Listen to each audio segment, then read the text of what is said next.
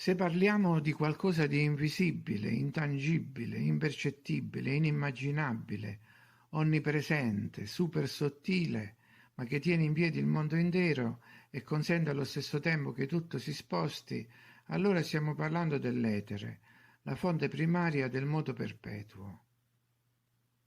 L'etere, che è come un gas misterioso, leggerissimo, le cui particelle hanno una velocità di spostamento superiore a qualsiasi altro gas, forma un ambiente unico mondiale, capace di trasmettere energia a distanza. Apro una parentesi scolastica. Talete di Mileto, uno dei più sapienti filosofi dell'antichità, sosteneva che il principio di tutte le cose fosse l'acqua, da cui tutto è formato. L'acqua è l'archè, il principio.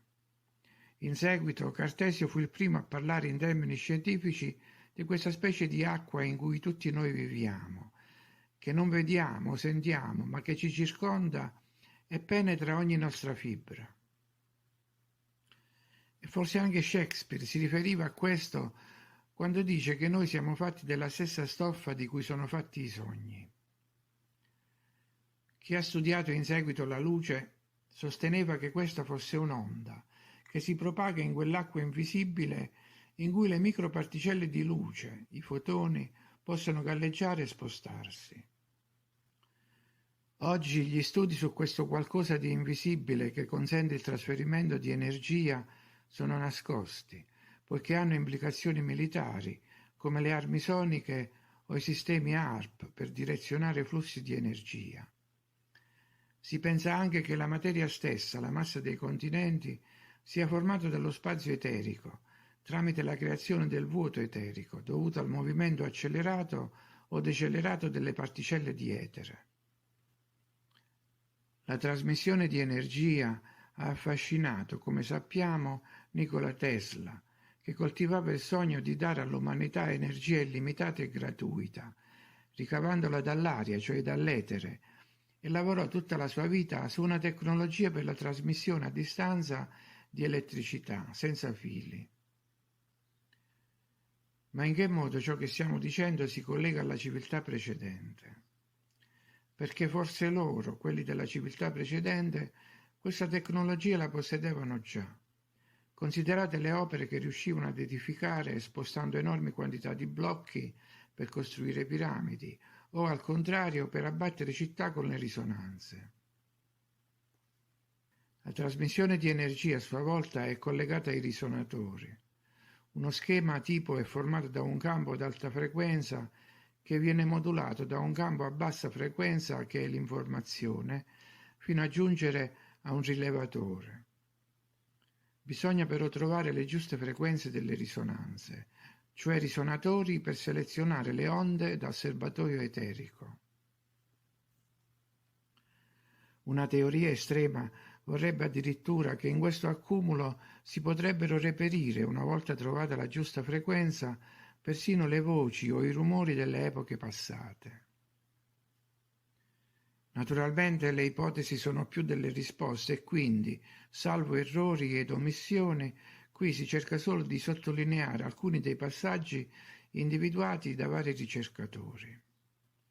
Lo stesso corpo umano è un risonatore di energia. L'uomo può irradiare il suo campo e le braccia diventano antenne che si sintonizzano sulle onde circostanti.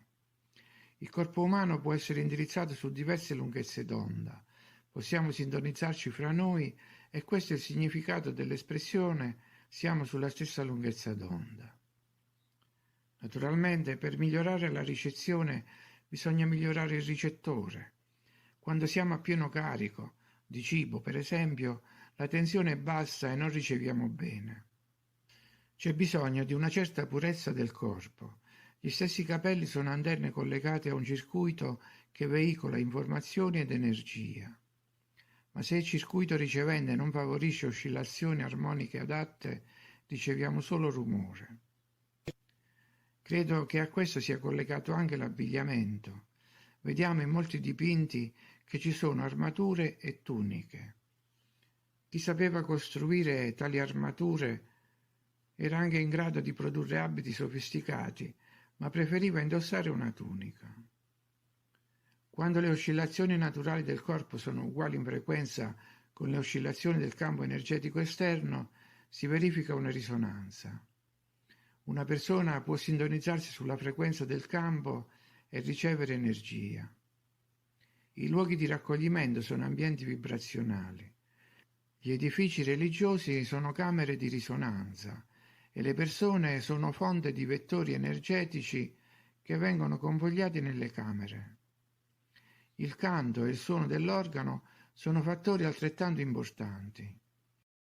Fa cantare tutti allo stesso modo e le frequenze dei biocampi, cioè dei corpi, si sincronizzano e si trasformano in fonti di energia.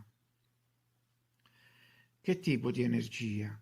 Qui c'è una differenza di interpretazione.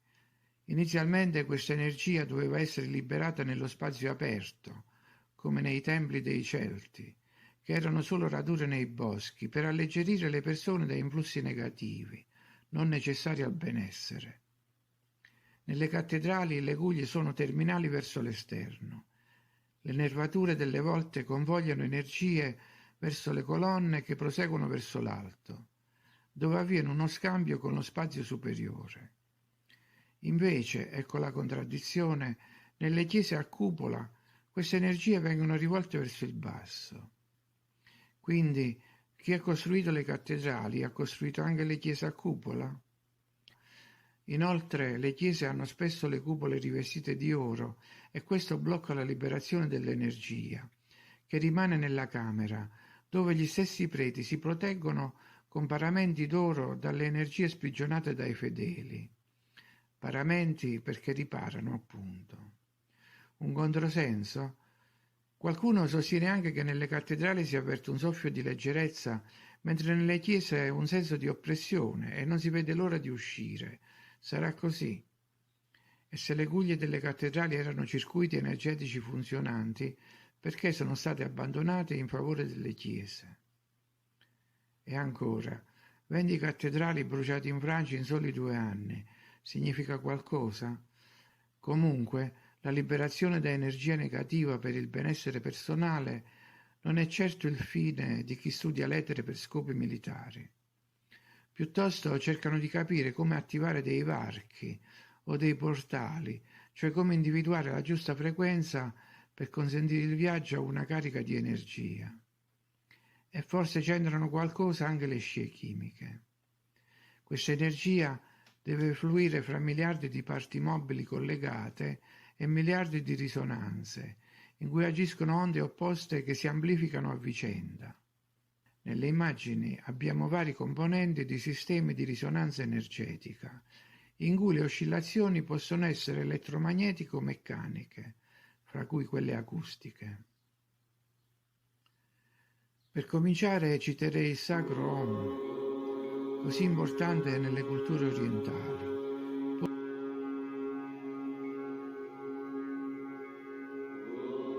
Poi i risuonatori con vibrazioni elastiche, amplificatori, strumenti musicali, risuonatori a corpo cavo. Le antenne sono ottimi amplificatori. I vecchi televisori, se non sintonizzati, emettevano rumore termico. Più precisa l'antenna, maggiore la frequenza. Meglio puntare un'antenna in direzione opposta alla nostra. Il gesto delle corna significa direzionare energia negativa. Gli edifici lunghi e appuntiti, come i minareti, emettono energia. Tutti gli edifici cosiddetti classici sono risonatori per l'enorme quantità di colonne, fregi, rientranze, sporgenze. Gli angoli delle case non sono luoghi adatti per rilassarsi.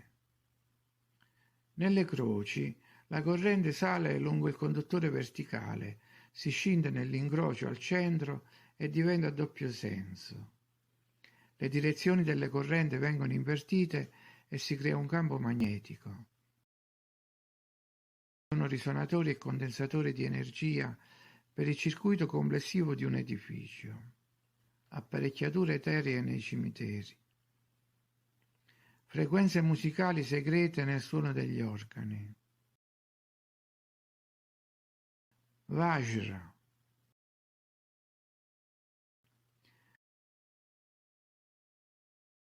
Risuonatori a spirali. I pomi sono condensatori a sfera per l'elettricità atmosferica. Dispositivi wireless. I fari erano centrali elettriche complete e autosufficienti.